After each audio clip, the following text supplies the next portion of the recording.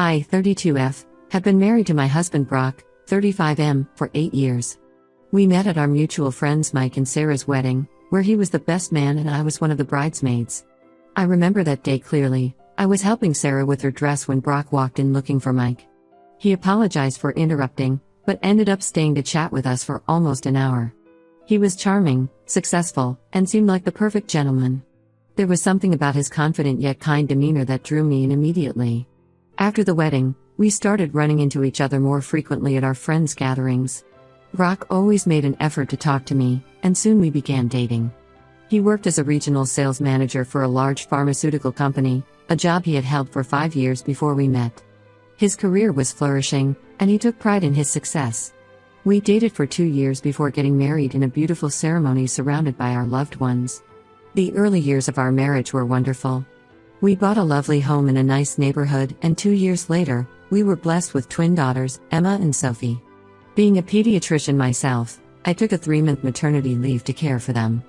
Brock was incredibly supportive during this time, helping with night feeds and diaper changes whenever he was home. His job required frequent travel to different cities in our region. He would be gone 2 to 3 days every week, sometimes longer if there were important meetings or conferences. I never questioned his work schedule because the job paid well and helped us maintain a comfortable lifestyle. Plus, whenever he was home, he was an attentive father. He never missed the girls' dance recitals, school events, or doctor appointments. He would spend weekends playing with them in our backyard, teaching them to ride their bikes, or helping them with their homework. Brock was also thoughtful in our relationship. He remembered anniversaries, planned surprise date nights, and often brought home small gifts from his business trips. The only strain in our marriage was his frequent absence, but I understood it was part of his career. I had my own busy schedule at the pediatric clinic, and between our careers and raising the twins, life was hectic but satisfying. Last month changed everything. I was cleaning our home office, something I rarely did since it was primarily Brock's workspace. While organizing his desk, I found a receipt from Cartier tucked into the pocket of his coat that was hanging on the chair. The receipt was for a diamond necklace worth $3,000, dated just 2 weeks before. I was confused because I hadn't received any jewelry from him recently, and our anniversary wasn't for another 6 months. When Brock came home that evening, I casually asked about the receipt. He seemed startled for a moment but quickly composed himself, saying it was an early birthday gift for his mother. The explanation made little sense. His mother's birthday was 6 months away, and in the 8 years I'd known her, she had never worn expensive jewelry. She was a practical woman who preferred simple accessories from local craft fairs. That night, I couldn't sleep. Something about his reaction bothered me. I kept thinking about small changes in his behavior over the past few months. He had been more protective of his phone, often taking calls in another room, and spending more time in his home office with the door locked. He claimed it was due to confidential work matters, and I had trusted him. While he was sleeping, I went to his office and opened his work laptop. I know accessing someone's private computer isn't right, but my instincts were screaming that something was wrong. His email was already logged in, and what I found made my world collapse. There were hundreds of emails between him and a woman named Kathy, going back 3 years. The emails contained intimate conversations, photos of them together, and detailed plans of their meetups. Kathy lived in Sacramento, one of the cities Brock frequently visited for work. They had been seeing each other during his supposed business trips. As I read through their correspondence, I felt physically sick. Brock had created an entire alternate life in Sacramento. He had rented a luxury apartment there under his name, where they would meet. He went by his middle name, James, and had told everyone, including Kathy, that he was a divorced father from Seattle with shared custody of twin daughters. This explained his weekly absences. He had used his actual work travel to establish a routine that wouldn't raise suspicions with either me or Kathy. The diamond necklace was a birthday gift for her. There were emails discussing how much she would love it. I found pictures of them celebrating Christmas together during a business conference, vacationing in Hawaii when he was supposedly at a sales training, and attending family events with her relatives. He had integrated himself into her life completely, meeting her friends, participating in her family gatherings, and planning a future together. The most devastating discovery came near the end of my search. Recent emails revealed that Kathy was 4 months pregnant with their first child. Brock had been ecstatically planning their future, looking at houses in Sacramento where they could finally live together permanently once his custody arrangement with his ex-wife, me, was sorted out. There were messages about nursery designs, baby names, and plans for their life as parents. I spent the entire night copying every email, photo, and document to my personal drive. I took screenshots of bank statements showing transfers to their joint account and saved copies of the apartment lease. By morning, I had compiled an extensive record of his deception. After Brock left for work, I found Kathy on social media and sent her a message. I introduced myself as Brock's wife and attached our marriage certificate, recent family photos, and pictures of our life together. I explained everything, that Brock wasn't divorced, that he lived with me and our daughters full-time, and that their entire relationship was built on lies. Kathy called me within minutes, sobbing uncontrollably. She had no idea Brock was married. In her version of reality, she was building a life with a divorced father who was planning to move in with her once his custody arrangement was finalized. She shared more details about their relationship, weekend trips, family events, plans for their future. She even told me about a Bahamas vacation they had planned for next month, the same week Brock had told me he had an important sales conference in Chicago. That evening, after putting the girls to bed, I confronted Brock. I waited until he was in his office and calmly walked in with my laptop. At first, he tried to deny everything, claiming I was misinterpreting things. But when I showed him the evidence and mentioned my conversation with Kathy, he turned pale. He hadn't expected me to discover his secret life, let alone contact his pregnant girlfriend. He broke down, begging me to understand that he loved me and our daughters more than anything. He claimed he had gotten caught up in something he couldn't control, that Kathy meant nothing to him. When I asked about the pregnancy, he became hysterical, promising to end things with her immediately if I would just give him another chance. I told him to pack his bags and leave. I couldn't stand looking at him anymore, couldn't bear the thought of him sleeping under the same roof as our daughters. Before he left, I informed him that I had already sent all the evidence to both our families. His face crumbled as he realized the carefully constructed facade of his life was completely shattered. Now, 3 weeks later, I'm dealing with the aftermath. Brock's family is pressuring me to forgive him, saying that exposing his affair to everyone was cruel and unnecessary. They argue that I should think about our daughters and try to keep our family together. His mother even suggested that since Kathy is pregnant, we could work something out for the sake of all the children involved. But how can I forgive someone who lived a double life for years? Who was planning to abandon his family for his pregnant mistress? Who lied not just to me, but to everyone around him? Am I wrong for refusing to give him another chance? Update 1: The situation has become even more devastating than I initially thought. After my last post, Kathy reached out to me again. We've been in regular contact, sharing information and trying to make sense of Brock's deception. During one of our conversations, she revealed something that made my entire body go cold. Brock had been using our daughter's college fund to maintain his life with her. When the girls were born, we opened a dedicated savings account for their education. Every month, we both contributed a portion of our salaries to ensure they would have the best opportunities in the future. The account had accumulated nearly $120,000 over the past 6 years. Brock had been named the primary account holder since he claimed to have more experience with financial management. According to Kathy, Brock had withdrawn almost $50,000 from this account over the past year alone. He told me these withdrawals were for promising investment opportunities that would multiply our daughter's college fund. I trusted him completely, never questioning his financial decisions because he had always been good with money. Now I know he used that money to fund his secret life, paying rent for their luxury apartment, buying expensive gifts, and taking Kathy on lavish vacations. After learning this, I immediately went through all our accounts with a fine-tooth comb. What I discovered was horrifying. Brock had been systematically draining our savings for years. He had opened multiple credit cards in my name using forged documents, racking up thousands in debt. He had even taken out a personal loan of $30,000 using my social security number and forged signatures. I discovered that the Bahamas vacation he had planned with Kathy was booked using one of these fraudulent credit cards. The diamond necklace, their weekend getaways, even the furniture in their Sacramento apartment, all paid for with stolen money. Money that was meant for our daughter's future. I filed a police report for financial fraud and identity theft. My lawyer is working to freeze all joint accounts and recover whatever funds we can. She's also building a case for criminal charges. The evidence is overwhelming. We have bank statements, forged documents, and even emails where Brock discussed using these funds with Kathy, though she believed the money was legitimately his. Yesterday, things got even worse when Brock's mother showed up unannounced at my house. I was already having a rough day, dealing with the girls' questions about their father's absence and trying to schedule appointments with financial advisors. The last thing I needed was her self-righteous intervention. Instead of apologizing for her son's actions or offering support to her granddaughters, she launched into a tirade about how I was to blame for the situation. She claimed that my demanding career as a pediatrician had pushed Brock away.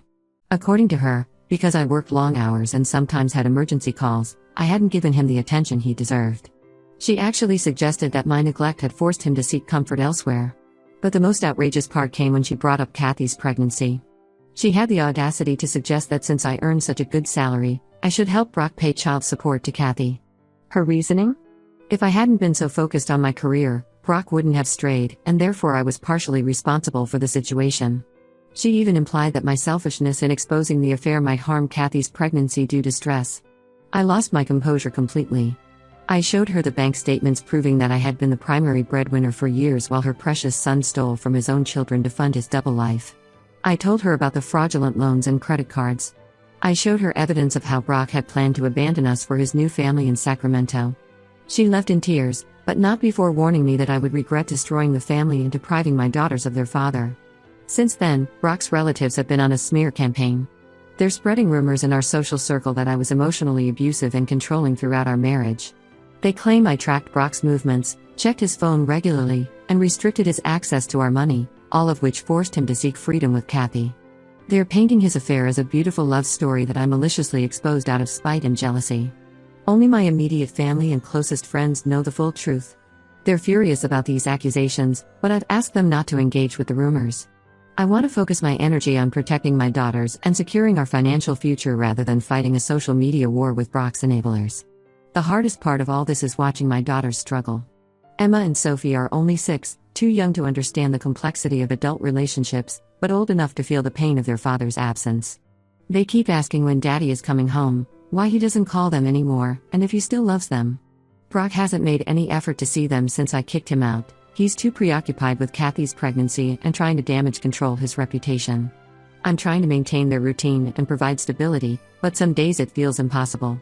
Last night, Sophie cried herself to sleep clutching a photo of Brock, and Emma has started having nightmares. The child psychologist says this is normal behavior for their age, but it breaks my heart to see them suffering because of their father's selfishness. I'm documenting everything, the lies, the financial fraud, the attempts at manipulation by his family, for the upcoming divorce proceedings. My lawyer says we have a strong case for full custody given Brock's pattern of deception and financial abuse. But right now, I'm just trying to take things one day at a time, focusing on protecting my daughters and rebuilding what Brock destroyed. Update 2: Just when I thought I had uncovered all of Brock's lies, more shocking information has come to light. Last week, I received an unexpected message from Kathy's cousin, Maria. She had been doing some research after everything happened and discovered something that made my blood run cold. Brock has done this before. Maria works as a legal assistant and has access to various public records databases. She found court documents showing that Brock was previously married in Seattle for 4 years before meeting me. His first wife, Alexandra, had filed for divorce after discovering his affairs with multiple women. The pattern was identical: business trips to different cities, secret relationships, and financial deception. The court records showed that Brock had been ordered to pay substantial restitution to Alexandra for funds he had stolen from their joint accounts. He had used the same tactics: forged documents, unauthorized loans, and hidden credit cards. Just like with our daughter's college fund, he had drained their shared savings to maintain his various relationships. Maria shared old news articles about the divorce from local Seattle papers. Alexandra had tried to warn others about Brock's behavior through social media and local community forums. However, Brock's family hired expensive lawyers who threatened legal action against anyone who shared information about the case. They managed to get most of the posts removed and effectively silenced Alexandra. This revelation explains so much. When we first met, Brock told me he had moved to our city from Seattle for a career opportunity. He never mentioned living there with a wife. His family, who had always portrayed him as the perfect son who had never been in a serious relationship before me, must have known about his first marriage. They helped him hide it and watched silently as he married me under false pretenses. I shared all this information with my lawyer, who says it significantly strengthens our case. The evidence of Brock's pattern of behavior will help with both the divorce proceedings and the criminal charges for financial fraud. We've also discovered more unauthorized transactions. He had been selling my jewelry and expensive gifts from my parents, claiming they were lost or stolen. Through Maria, I was able to contact Alexandra. She was hesitant to talk at first, afraid of potential legal repercussions from Brock's family. But after hearing my story, she opened up about her experience. The similarities are haunting. Brock had used the same lies, the same manipulation tactics, even the same excuses when caught. Alexandra had also dealt with his family blaming her, spreading rumors about her being controlling and unstable. Meanwhile, Kathy has decided to move back to her hometown in Oregon. Her parents own a small business there and have offered to help her raise the baby. She's filing for sole custody and wants nothing to do with Brock anymore. The stress of discovering his true nature has taken a toll on her health, and her doctor advised her to avoid any unnecessary contact with him. Kathy has been incredibly helpful, continuing to provide evidence and documentation to my lawyer.